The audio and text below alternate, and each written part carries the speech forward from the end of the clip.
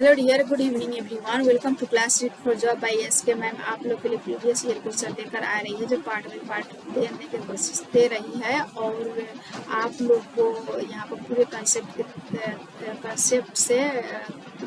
को तैयार कराने पर जुड़ी हुई है कि ताकि आप लोग का यहाँ पर कॉन्सेप्चुअल क्वेश्चन पूछा जा रहा है और इसी क्वेश्चन को लॉन्ग बनाकर देने का देने दे रहा है, जो पिछले बार 21-22 में ऑनलाइन एग्जाम हुआ था उसी पर इस तरह से बना कर दिया था। और आगे भी ऑनलाइन ही एग्जाम होने वाला है, इसलिए आप लोग जितना ही प्रैक्टिस करेंगे उतना ही आप लोग को फायदा होगा।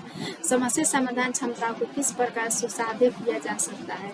लगातार अभ्यास और कार्यान्वयन पर जोर देकर या फिर समस्याओं के हल हेतु अटल प्रक्रिया के इस्तेमाल को बढ़ावा देना चाहिए। अटल नहीं होना चाहिए, समरूपता को इस्तेमाल को बढ़ावा देना चाहिए। समरूपता को भी इस्तेमाल नहीं बढ़ावा नहीं देना चाहिए। विद्यार्थियों में डर की भावना पैदा करनी चाहिए। डर हो जाएगा तो कुछ बच्चे पूछेंगे कैसे, इसलिए डर की भावना नहीं बल्कि यह स्वतंत्र रखना चाहिए और भाई मतलब कि साथी जैसा, साथी समूह जैसा बना करके यहाँ पर अध्ययन कराना चाहिए, शिक्षण देना चाहिए या फिर ज्ञान देना चाहिए, क्लास रखना चाहिए। हमारा क्वेश्चन के आंसर यहाँ पर आ जाएगा लगातार अभ्यास और कार्यान्वयन पर जोर देना चाहिए, बल्कि focusing on drill and practice पर यहाँ पर फोकस करना चाहिए बच्चों को कि क्या क्या प्रैक्टिस कर रहा है, कैसे कर रहा है और क्या करना चाहिए क्या नहीं करना चाहिए, उस पर जोर देंगे। क्वेश्चन हमारा फर्स्ट क्वेश्चन नंबर 90 की तरफ, अधिगम की अभिप्रेरणा को किस प्रकार कार्य रखा जा सकता है? बच्चे को दंड देकर नहीं, यहाँ पर प्रवीणता अभिमुखी लक्ष्यों पर जोर दे करके यहाँ पर प्रवीणता अभिमुखी लक्ष्यों पर जोर देना चाहिए। जैसे कि बच्चों को किसी चीज़ की तैयारी कराना है या किसी के बारे में पढ़ाना है, पर्यावरण संबंधी या सिटी संबंधी, तो उस पर हम जोर देंगे, उसको हम बताएंगे कि हम पर्यावरण की सुरक्षा कैसे कर सकते हैं, कैसे हम संरक्षण कर सकते हैं, किस तरह हम आगे के बारे में भी उसको हम बताएंगे।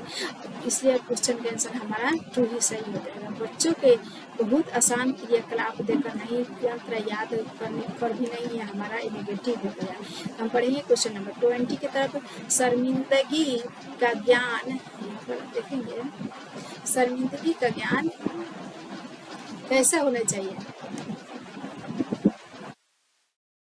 शर्मिंदगी कैसा महसूस होता है, कब महसूस होता है? जब ज्ञान कोई संबंधित नहीं है या फिर ज्ञान का शर्मिंदगी का संज्ञान पर नकारात्मक प्रभाव पड़ सकता है, या फिर ज्ञान शर्मिंदगी बच्चों को अधिगम हेतु अभिप्रेरित करने के लिए बहुत प्रभावशाली है, या फिर शर्मिंदगी के भाव को अध्यापन अधिगम प्रक्रिया में बार बार पैदा करनी चाहिए।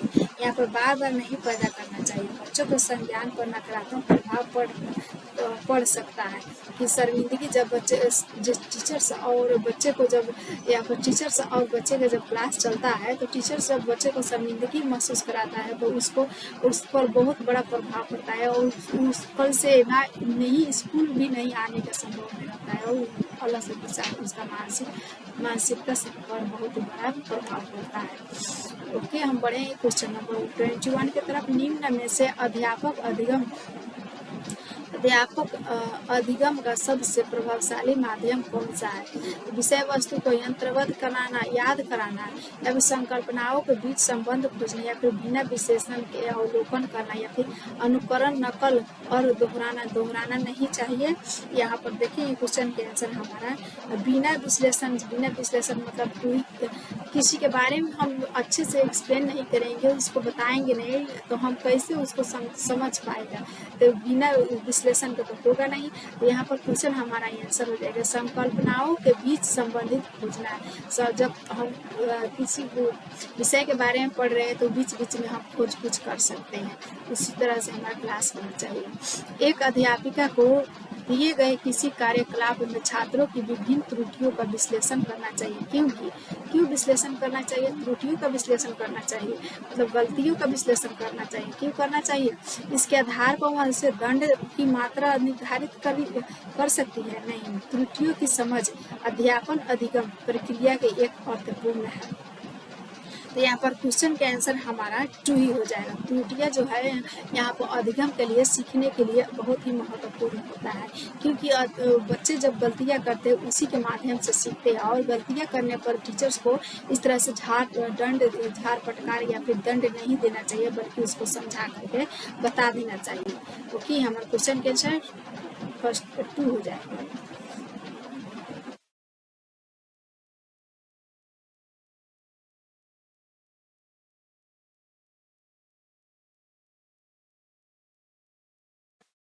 क्वेश्चन के साथ हमारा 2 है। बढ़ेंगे क्वेश्चन नंबर 23 की तरफ। बच्चे को सीखने में कठिनाई होती है। कब कठिनाई होता है? जब सूचना अलग अलग टुकड़ों में प्रस्तुत की जाए, नहीं वो आंतरिक रूप से अभिप्रेरित हो। यह बच्चे को सीखने के लिए कठिनाई नहीं है। जब आंतरिक रूप से अभिप्रेरित होता है तो उसे अच्छा लगता है, उसे खुशी का अनुभव होता है, न कि उसे कठिनाई का अनुभव होता है। तो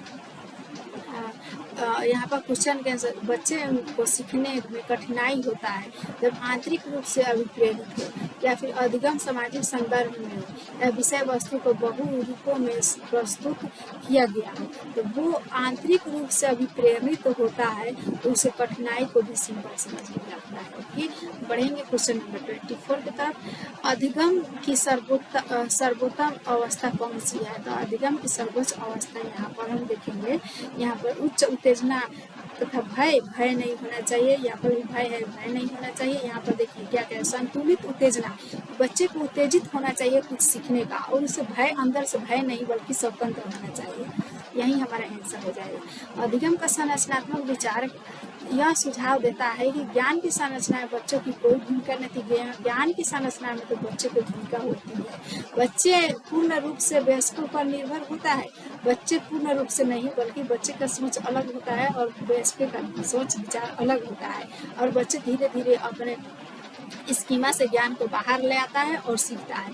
बच्चे सक्रिय भूमिका निभाते हैं। यस, बच्चे खोजबीन हमेशा खोजते रहता है, विचारते रहता है कि ये कैसे हो गया, क्यों हो गया, इस तरह से वो सक्रिय भूमिका निभाते हैं। क्वेश्चन नंबर 26, अधिगम के लिए निम्नलिखित में से कौन सी धारणा उपयुक्त है? योग्यता सुसाध्य या फिर योग्यता अटल, या प्रयासों से कोई फर्क नहीं पड़ता, या असफलता अनियंत्रित है। तो यहाँ पर क्वेश्चन का आंसर हमारा फर्स्ट ये हो जाएगा, योग्यता पर सुसाध्य होना चाहिए। ओके, यहाँ पर पढ़ेंगे क्वेश्चन नंबर 27 की तरफ। निम्नलिखित में से कौन सी परिपाटी विद्यार्थियों में संकल्पनात्मक समझ में बढ़ोतरी करने में सहायता होता है? प्रतिस्पर्धा आधारित प्रतिस्पर्धाएं। क्वेश्चन के आंसर है हमारा ये गलत है।